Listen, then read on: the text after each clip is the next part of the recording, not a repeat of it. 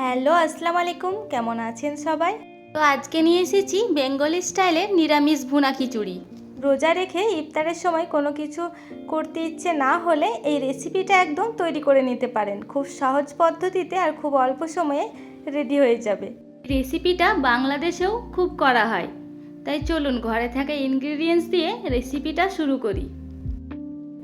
তো প্রথমে একটা কড়াই নিয়ে নিয়েছি, তারপরে নিয়ে নেব মুগ ডাল। আপনারা মসুর ডালও নিয়ে নিতে পারেন। তারপরে এই মুগ ডালটাকে অল্প আঁচে কিছুক্ষণ নেড়ে চেড়ে ভেজে নেব, যতক্ষণ না একটা সুন্দর স্মেল উঠছে আর মুগ ডালের কালারটা একটু চেঞ্জ হয়ে আসছে। আর এইদিকে নিয়ে নেব 2 কাপ মতো গোবিন্দভোগ চালকে ভালোভাবে ধুয়ে একটা স্ট্রেনারের উপর দিয়ে দিয়েছি। আর এইদিকে দেখুন মুগ ডালটা প্রায়ই ভাজা হয়ে গেছে। এবার আমি তুলে রেখে দেবো ঠান্ডা হতে। আর ওইদিকে একটা কড়াই নিয়ে নিচ্ছি ঘি। আপনারা সাদা তেলও করতে পারেন, তবে বিরিয়ানি পোলাও ঘি দিয়েই ভালো হয়। তো এখানে ঘিটা একটু গরম হয়ে গেছে। এবার গোটা মশলাগুলো দিয়ে দেবো। প্রথমে দিয়ে দিয়েছি শুকনো লঙ্কা আর তেজপাতা।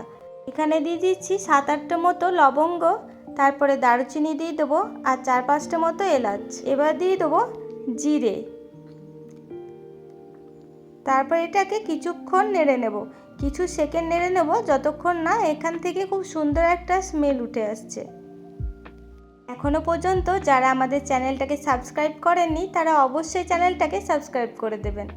এখানে দিয়ে দিচ্ছি অল্প একটু আদা কুচি আর দিয়ে দিলাম কাঁচা লঙ্কা কুচি।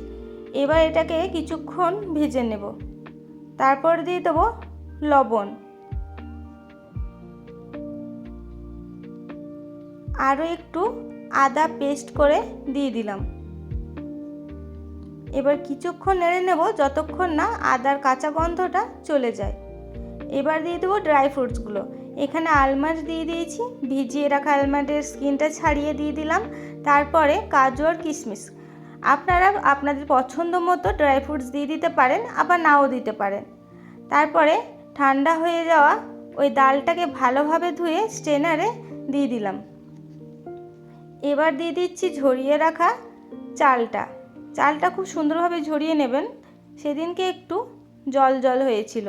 তো যাই হোক, এবার এটাকে কিন্তু ঘিয়ে খুব ভালোভাবে অল্প আঁচে ভেজে নিতে হবে।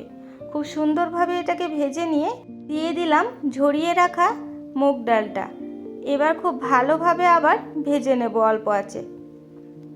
রেসিপিগুলো কেমন লাগছে অবশ্যই ছোট্ট একটা কমেন্ট করে জানাবেন। এবার দিয়ে দিচ্ছি হলুদ গুঁড়ো আর একটু পরিমাণ মতো লবণ। আগেও লবণ ইউজ করেছি, তাই অল্প একটু লবণ দিয়ে দিলাম। এবার আবারও খুব ভালোভাবে নেড়ে এটা ভেজে নেব, হলুদের কাঁচা গন্ধটা যেন না থাকে। এই দেখুন খুব সুন্দরভাবে ভাজা হয়ে গেছে। এবার দিয়ে দিলাম কাঁচা লঙ্কা চেরা 2টো। আমার এই ভিডিওগুলো পুরোপুরি দেখার অনুরোধ রইল, কারণ অনেক টিপস অ্যান্ড ট্রিকের সঙ্গে ভিডিওগুলো তৈরি করি, তাই আপনারা যদি স্কিপ করে দেন তো অনেক কিছু মিস হয়ে যেতে পারে। তো এখানে দিয়ে দিলাম আমি 6 কাপ মতো গরম জল, উষ্ণ জল নিয়েছিলাম। আসলে আমি 2 কাপ মতো নিয়েছিলাম চাল আর 1 কাপ মতো ডাল, তাই 3 কাপ হয় মোট। তো ওর ডবল নেবেন জল। আর এখানে দিয়ে দিচ্ছি চিনি। আপনারা মিষ্টিটা আপনাদের পছন্দ মতো দিয়ে দেবেন।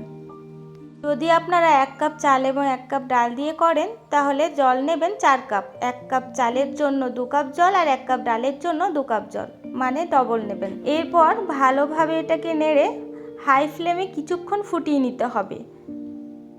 দেখুন খুলে দেখছি একদম গায়ে গায়ে হয়ে এসছে, কিন্তু অনেকটা জল আছে। এই সময় খুব ভালোভাবে এটাকে নেড়ে একদম লো ফ্লেমে 7 থেকে 8 মিনিটের মতো রেখে দেবো ঢাকা দিয়ে। ফ্লেমটাকে একদম লো করে এটাকে একদম লো ফ্লেমে রেখে দেবেন। তারপরে একবার খুলে নিয়ে নেড়ে দেখছি একদম ঝরঝরে হয়ে এসছে। এবার ফ্লেমটাকে অফ করে ঢাকনা দিয়ে কিছুক্ষণ রেস্টে রেখে দেবো। তাহলে কিন্তু এই ভুনা খিচুড়িটা খুব সুন্দর ঝরঝরে হয়।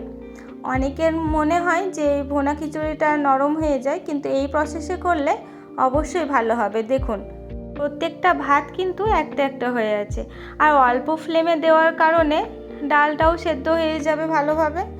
শুধু রোজা না, বাড়িতে যদি কোনো সময় কোনো কিছু না থাকে, মাছ মাংস, তখন এই ভুনা খিচুড়ির সঙ্গে ডিম করে খেয়ে নিতে পারেন। খুব সুন্দর লাগে খেতে।